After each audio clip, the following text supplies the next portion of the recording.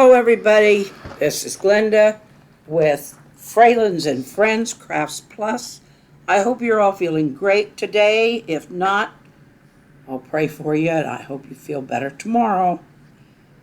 But I want to help you just for a minute get out of your whatever's going on, and we're going to talk about what happened to the Israelites in Egypt after Joseph and his whole generation died, and the Pharaoh that gave them that land to Goshen or to use when they went there to thrive, and they did. All of that generation was all gone, all dead. It'd been probably a century, I don't know, but it had been a while. And this new Pharaoh didn't know anything about Joseph, didn't know anything about the agreement, or at least he didn't even pretend to. So he looked at the Hebrews, or the Israelites, and he just didn't like the fact that there was getting to be so many of them. And he even told his advisors or whatever that he was afraid that they might become even mightier and decide to take over Egypt. Well, what he did was not a good thing to do. He started treating the Israelites as slaves. And he told the midwives, when they went to help the mothers give birth, that if it's a boy, they were to kill it. And if it was a girl, they could let it live. Well, they weren't going to do that. They didn't tell him that, but they weren't going to do that. So Pharaoh asked them why they didn't do it. And they said, well, the Jewish mothers are just more robust than the Egyptian women. They could give birth without it before they even got there to help them. Well, that wasn't going to work either. Not according, the Pharaoh wasn't happy about that. But the Lord did bless those two women, those two midwives, by giving them families of their own.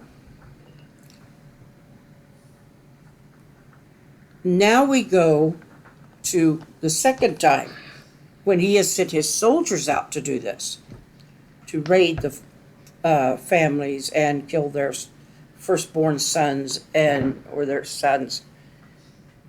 Well, Moses was born in about that time. And his sister, Miriam, she hid him for as long as she could. She hid him. And then she hide out in the reeds, and that's what I'm painting right now. I'm painting reeds along the side of the water. And so we're at the point where she can no longer keep him quiet enough or hide him. So she's decided to try something else. And she makes a basket. And I'm sorry, I made a big mess here, so I had to take a little time to try and figure. These smaller paintings, I don't know. I shake so much, but I have a little bit of trouble on them. But I don't try to go for great detail because they are so small. But back to what we're talking about. So Miriam, Moses' sister, she put him in, she hid out with him in the reeds until he just got too big. And then she built a basket. And I doubt that she was able to hide him very long because in order for a kid to float in a basket that far. I just don't know. But,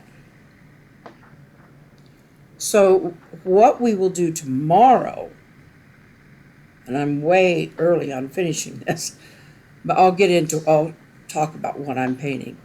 Tomorrow, I will add the basket that Moses was placed in, and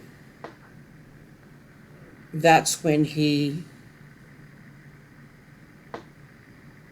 actually, you would have to see this as being on the other side because the Nile does flow north.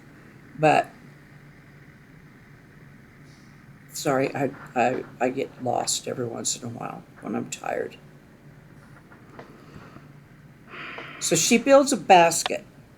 She makes a basket for little Moses, and she's going to lay him in that basket, and she's going to let him set him in the Nile in that basket. I've kind of made it look like the waters are churning. I was basically really just trying to get it to cover really good with the blue. And I want a little bit of current there because he can't travel in that basket if there's no current at all. But I'll work on tomorrow putting a little gentler current in there. But what's fascinating is what happens next. Because Miriam watches as Moses, she doesn't just leave him alone to be in the Nile River. She's watching after him. And I think God must have kept the Nile crocodiles away that day too. But when the river came to the point, or where Moses came to the point in the river where the palace was, the Pharaoh's daughter and her handmaid were outside on their little patio there at the palace, and they saw baby Moses in the river, in the Nile River. And they were really taken with him. The Pharaoh's daughter she fell in love with him. And she knew he was a Hebrew child. She could tell that he was a Hebrew child, but she really wanted that baby for herself to raise as her own. Miriam was very smart, and she offered that if the Pharaoh's daughter wanted to raise Moses as her own, or wanted to have him as a prince of Egypt, that she could find a nurse for him to help him grow. Somebody to nurse him. Well, guess who Miriam got? She got Moses' mother. So Moses was with his mother when he was young, after all. No worries there. Now things do change when he gets older, because he doesn't like what he sees with the ways the Israelites are being treated. And you can about imagine, since his mother raised him to a certain point, that I'm sure it was in luxury and he had all those privileges, but she would have made him know who he was and where he came from. So I'm going to let you listen to some music for the rest of this, because I'm going to try and draw or paint a figure in that little portico here. And with that, I'll leave you with some music or something till we get through this. But this is all coming up to God's plan here.